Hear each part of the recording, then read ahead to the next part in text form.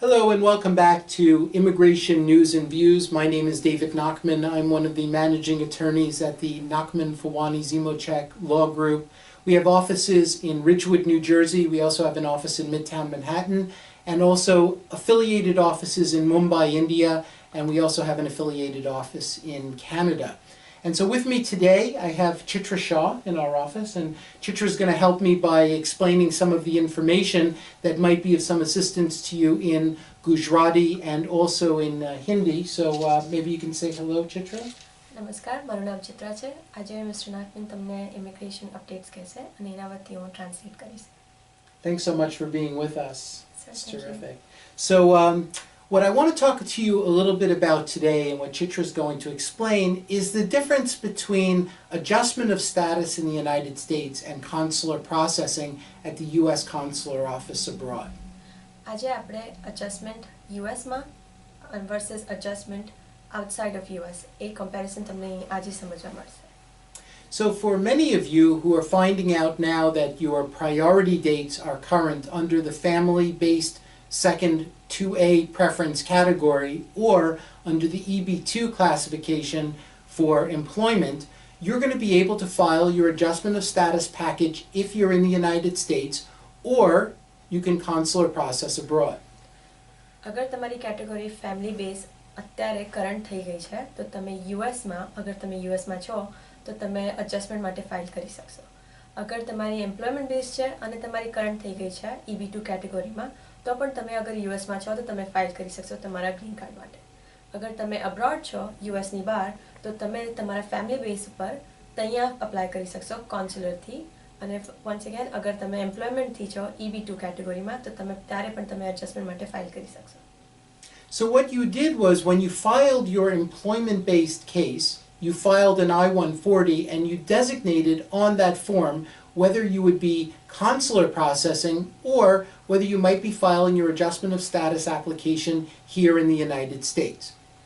અગર તમે employment base પર તમે ફાઇલિંગ કર્યું છે અને I-140 ફાઇલ કર્યું હતું તો એના પર તમે ડેઝિગ્નેટ કર્યું હતું કે તમે ક્યાં તમારું એડજસ્ટમેન્ટ કરશો. એનો મતલબ કે તમે અગર યુએસમાં છો તો તમે યુએસમાં કરશો અને અગર તમે અબ્રોડ છો યુએસની બહાર તો તમે ત્યાં કરશો. And when you filed your I-130, and that's the I-130 for the family-based 2A classification, you'll see that there's a priority date, of course, on that I-130, and you probably designated on your I-130 whether or not you would either be consular processing for that case, or, and that would be the beneficiary would be consular processing for that case, or whether you were going to be filing an adjustment of status application in the United States. અગર તમે family બેઝથી file કર્યું છે અને specially અગર તમે permanent resident તરીકે તમારા છોકરા કાં તો તમારા હસબન્ડ વાઇફ માટે ફાઇલ કર્યું છે તો તમે ત્યારે પણ એમને કીધું હતું કે તમે ઈધર અગર યુએસમાં છો તો તમારા જે છોકરા કાં તો હસબન્ડ વાઇફ અહીંયા એડજસ્ટ થશે અને અગર એ અબ્રોડ છે તો એ કોન્સ્યુલરથી ત્યાં એડજસ્ટ થશે. And so the most important thing that you need to know is that you're not locked into either one of those particular procedures because things may have changed over time. So you can always use the I-824 to notify the government, for example, if you, let's say, have been in the United States but then you left and you want to change, let's say, where you had originally notified the government that you wanted to do an adjustment of status, but now you're abroad and you want to do consular processing, you can file an I-824 and let the government know that. ભલે અગર તમે પહેલાંથી કીધું છે ગવર્મેન્ટને કે હું અહીંયા અગર યુએસમાં તમે હતા ત્યારે કે તમે અહીંયા એડજસ્ટ કરવા માગો છો પણ હવે તમે અગર યુએસ છોડીને જતા રહ્યા છો તમે ફોર્મ I-824 તમે વાપરી શકો છો ગવર્મેન્ટને કહેવા કે હવે હું અબ્રોડ છું અને હું ત્યાંથી એડજસ્ટ કરવા માગું છું. So if you're filing in the United States an adjustment of status application, what you should know is that you can file under two particular provisions. One is called 245C and the other one is 245K. અગર તમે યુએસની અંદર છો અને તમે અહીંયા process કરવા માંગો છો તમારું ગ્રીન કાર્ડનું તો તમે બે પ્રોસેસ છે જેનાથી તમે અપ્લાય કરી શકો છો 245C અને 245 what was the other? K. 245K. Mm-hmm. And so what that does is you file an I-485, that's the adjustment of status application. So you file an I-485 and then You file that with some accompanying documents. The most important accompanying document is the G325, which is the biometric form.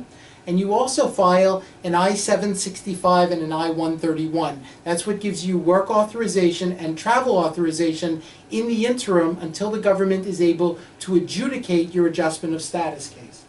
અગર તમે યુએસની અંદર છો અને તમે adjustment file કરો છો તો તમારે અમુક ફોર્મ્સ છે જે હમણાં હું તમને કહું છું એ તમારે સાથે ફાઇલ કરવા પડે. ફોર એક્ઝામ્પલ તમારે I-485 ફાઇલ કરવું પડે, G325A ફાઇલ કરવું પડે જે તમારા બાયોગ્રાફિક ઇન્ફોર્મેશન એટલે તમારા વર્તી ઇન્ફોર્મેશન છે. સાથે સાથે તમારે I-765 ફાઇલ કરવું પડે તમારા વર્ક માટે અને I-131 ફાઇલ કરવું પડે જેનાથી તમે ટ્રાવેલ કરી શકો છો જ્યાં સુધી તમારું I-485 હજુ એ લોકો ડિસિઝન નથી આપતા.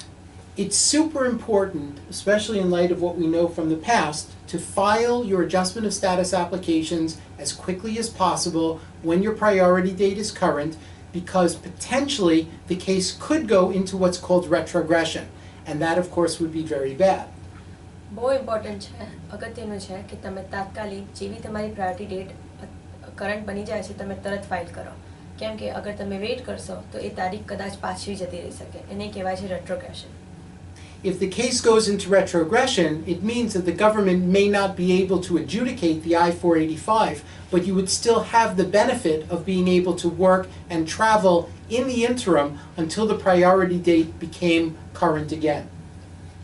અગર રેટ્રોગ્રેસ થઈ જાય છે તમારા નંબર, મતલબ કે તમારા નંબર પાછળ જતા રહે છે, તો ત્યારે મીન ટાઈમમાં તમને વર્ક ઓથરાઇઝેશન મળી શકે છે અને ટ્રાવેલ મળી શકે છે, પણ તમારું I-485 જેનાથી તમને ગ્રીન કાર્ડ મળે છે એના ઉપર ડિસિઝન નહીં મળે અને ગવર્મેન્ટ એમાં વાર લગાડી શકે છે.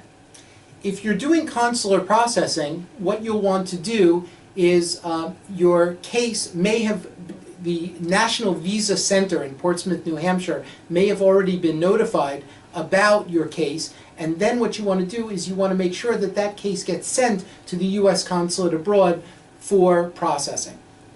તમારે અગર કોન્સ્યુલર પ્રોસેસિંગ કરવાનું છે, મતલબ કે તમે યુએસની બહાર છો, તો ઓલરેડી નેશનલ વિઝા સેન્ટર છે એ ન્યૂ હેમ્પશરમાં છે, એ લોકોને ઓલરેડી ખબર છે કે તમારો કેસ અત્યારે તાત્કાલિક થઈ ગયો છે, એટલે તમારે ઇન્શ્યોર કરવું છે, તમારે મેક શ્યોર કરવું છે કે એ નેશનલ વિઝા સેન્ટરથી કોન્સ્યુલેટમાં પહોંચી જાય તમારો case. The National Visa Center is a clearinghouse for visas, and what they do is they monitor these priority dates. So what will happen on August 1st is that for those priority dates that are current, information will be sent, packages will be sent to individuals indicating that their priority dates are current. And obviously you shouldn't wait, but you should try to get those documents together as quickly as possible. National visa સેન્ટરનું કામ એ છે કે જોવે કે તારીખ અત્યારે તમારા case ઉપર કરંટ છે કે નહીં, એટલે અગર તમારી કેસ અગર કરંટ થઈ જાય છે, તમારી તારીખ અત્યારે થઈ જાય છે, તો એ લોકો તમને ડોક્યુમેન્ટ્સ મોકલશે, એ તમને પૂછશે કે તમે આ ફોર્મ્સ બધા ભરી લો અને આ ડોક્યુમેન્ટ્સ રેડી કરી દો. તમે ઓલરેડી તમને નથી ખબર કે તમે કયા ડોક્યુમેન્ટ્સ તમે રેડી કરી શકો, પણ થાય ત્યાં સુધી જેટલું જલ્દી કામ થાય વધારે સારું, નહીં તો ફરીથી તમારા કેસ તમારા નંબર રેટ્રોગ્રેસ થઈ શકે છે. So if you're doing consular processing, now is a great time to start thinking about getting in place the I-864 and having sponsors and co-sponsors depending upon your particular needs, and also start thinking about the fact that you might need police certificates for your interview at the US Consulate abroad. એટલે અગર તમે consular પ્રોસેસિંગમાંથી સોચો છો તો please અત્યારથી તમે ready કરી લો કે તમારા સ્પોન્સર તમને સ્પોન્સરશિપ કોણ આપશે, અને અગર તમારા સ્પોન્સર પાસે ઇનફ પૈસા નથી તો એમની જોડે જોઈન્ટ સ્પોન્સર કોણ હોઈ શકે, એ બંને રેડી કરી શકો, અને સાથે સાથે તમે તમારા કન્ટ્રીમાં જોઈ શકો કે ત્યાંથી તમને પોલીસ ક્લિયરન્સીસ મળી શકે કે નહીં, જેટલા જલ્દી થાય એટલું. Thank you so much for joining us today for our brief discussion about the comparison between consular processing and adjustment of status. This is obviously going to be a big question that many of you are going to have on your mind for the next several weeks. If we can be of any assistance here in our office to you or your family members, please feel free to give us a call. You can also email us at the email address on your screen.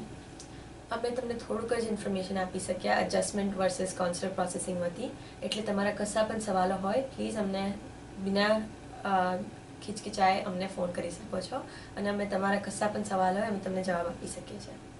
And most importantly, thank you so much, Chitra, for all your help. No problem.